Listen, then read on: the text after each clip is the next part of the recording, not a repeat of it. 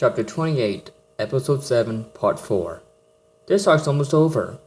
It was going to end here, but since this is an extended episode, why spoil the fun? Now, I understand that I may not have given a good idea about how crowded the area around the Burkina Industries corporate office really is.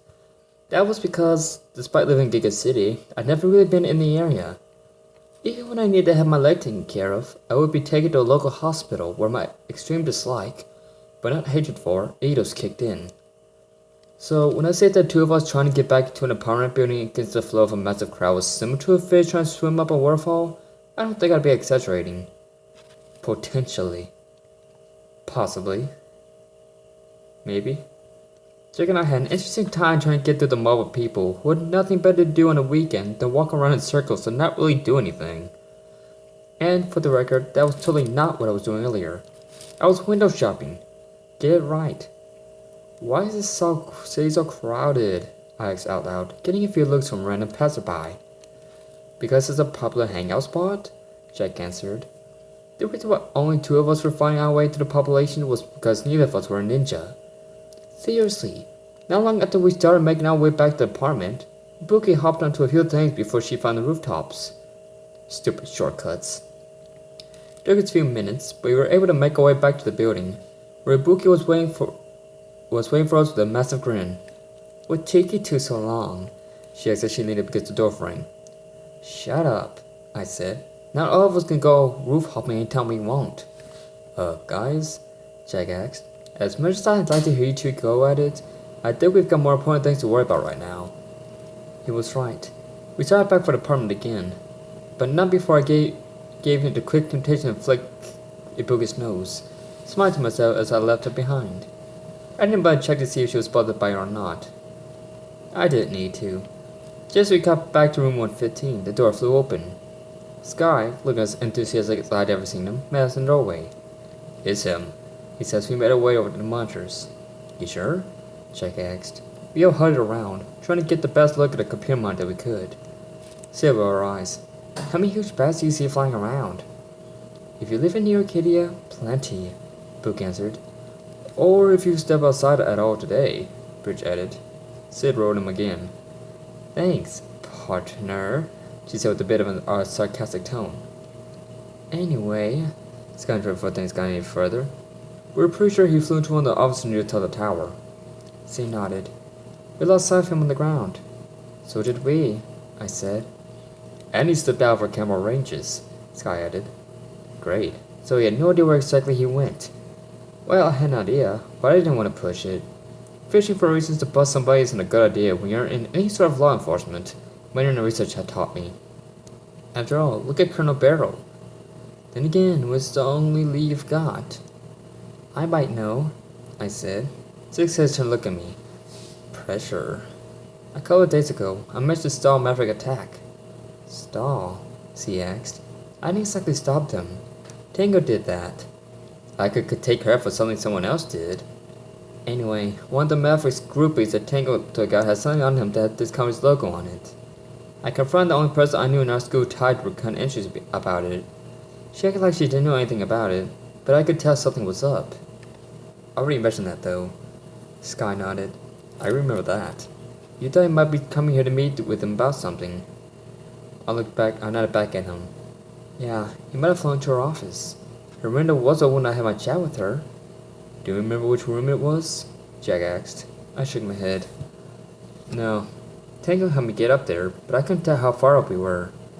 Speaking of whom, Buki said, where is the little guy? As if that was some kind of cue, some metallic scratching sounds came from the door. Since there wasn't a knock, none of us felt the need to raise our guards. I walked over to the edge and the door and opened it up. Tango, who I hadn't seen since we first got here, didn't bother wait for me to at least say hi. He just waltzed into the room like he owned the place. If I'm counting else I can waltz, anyway. Where have you been? I asked, for some reason expecting an answer. As a result, I found myself surprised when he seemed to ignore and jump into the table. Polite little guy, isn't he? Ibuki asked, half a smirk on her face. Tango looked at her and meowed. Traitor. A few quiet laughs went around the room. Tango looked down one in the room for a sec before snapping straight.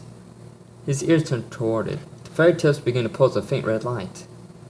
Our guest didn't look too surprised about what he was doing, but this kind of caught me off guard. Are you okay? I asked him. It looked like he'd suddenly spaced out or something.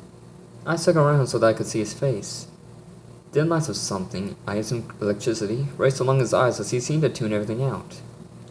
I raised an eyebrow. Maybe he'd frozen up or something? I made a mental note to ask the twins to take a look at him. Hey, check that out, Ibuki said, pointing to the monitor. We all turned to look at it. The figure had changed from the cameras around the building to a set inside an office. The screen itself had split into 4 smaller shots, each with a different angle of the room. Inside, the alien bat thing the officers were chasing wandered around. I guess he was admiring the size or something. Either that or he was impatient. It took me a second to figure out what was going on. Threat assessment. Duh. I think that's Bricana's office. A hand met the back of my head rather rudely. No kidding, genius, Ibuki said. She rolled her eyes as while I glared at her and rubbed at the now sore spot on my head. Well, that answers the question about how we were going to listen in, Jack quipped, a small smile on his face. The bat, Broodwing, turned into his bat form and hung out in the corner. He was saying that the originally seriously needed to work on my vocab.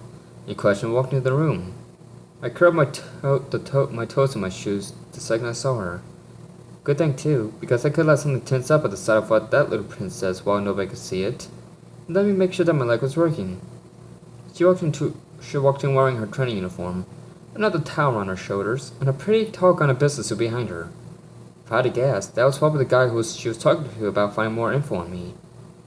Works for me, I said, a little anxious to catch her before anything could happen. Just as I turned for the door, though, a hand and a voice down me code.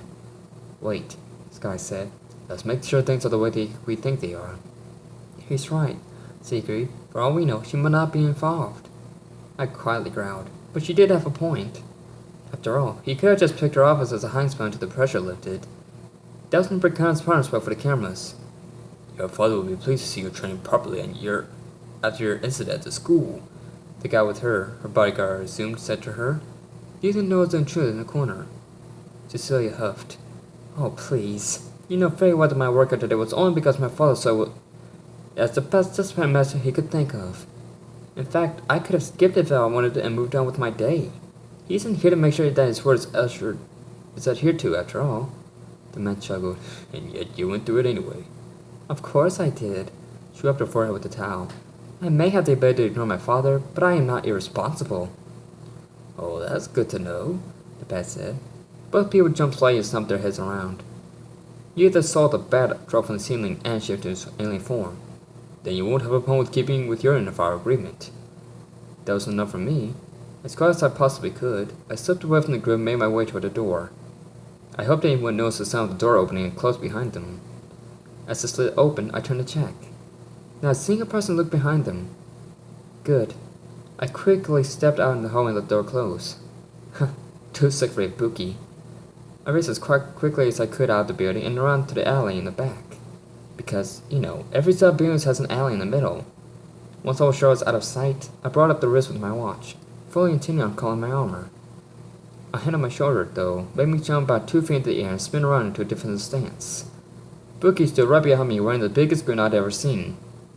Tango stood next to her, scratching away at the back of his head, or neck.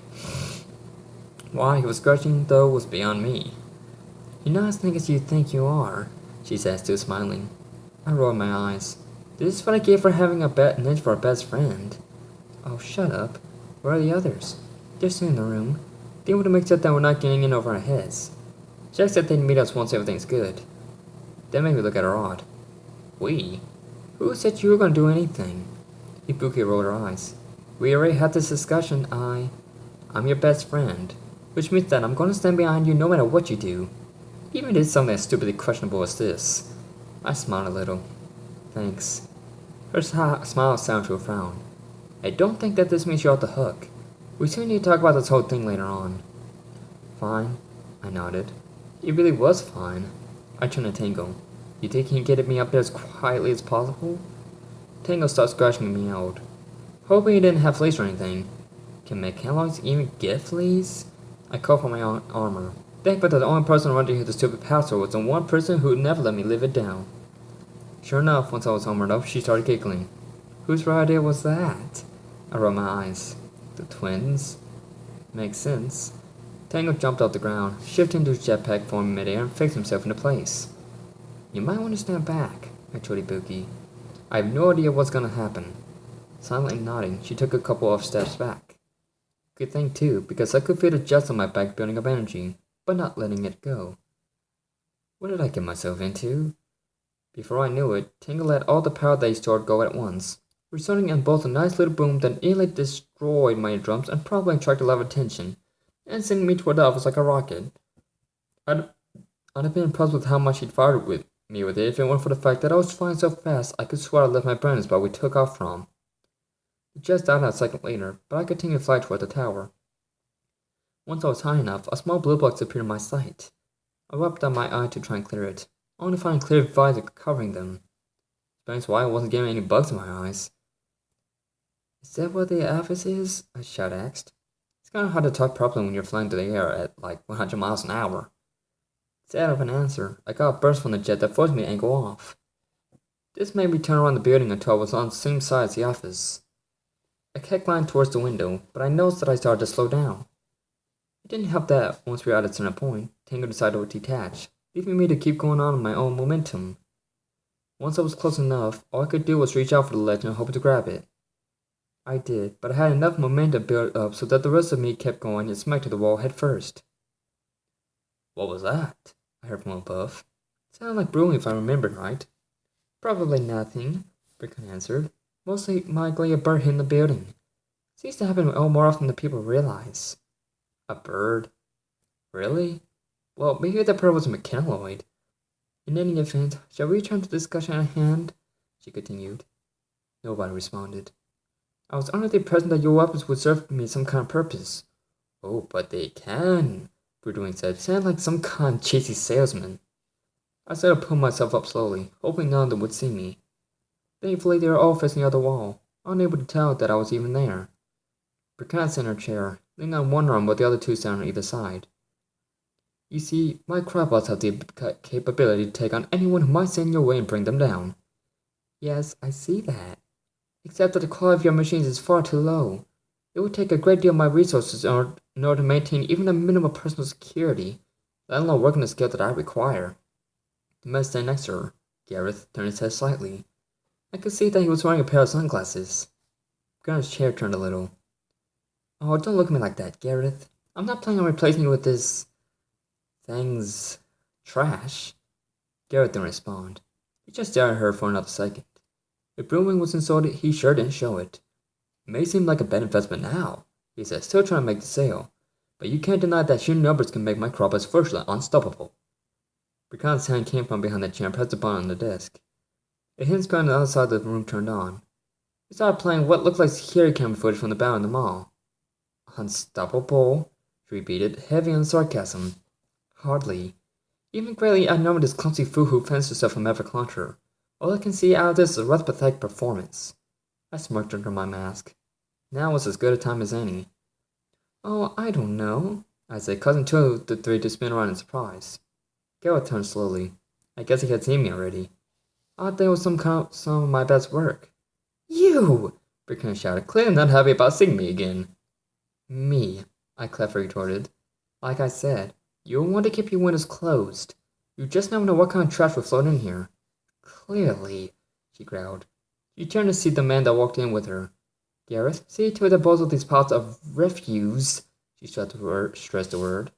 I guess it was supposed to be an insult. I'll discard it. No need, Brewing said. I'll just see myself out. With that, he changed to his bat phone and soon by me and away. Also, I wanted him to thank. Oh, no, you don't. Ever forward thinking, I launched out after him. The good news was that I was able to get a hand on him and start dragging him back down to Earth. The bad news? We were coming back down to Earth. Yep, forward thinking. Hopefully the next part will be the last for this arc. After all, we should be getting back to our regular programming.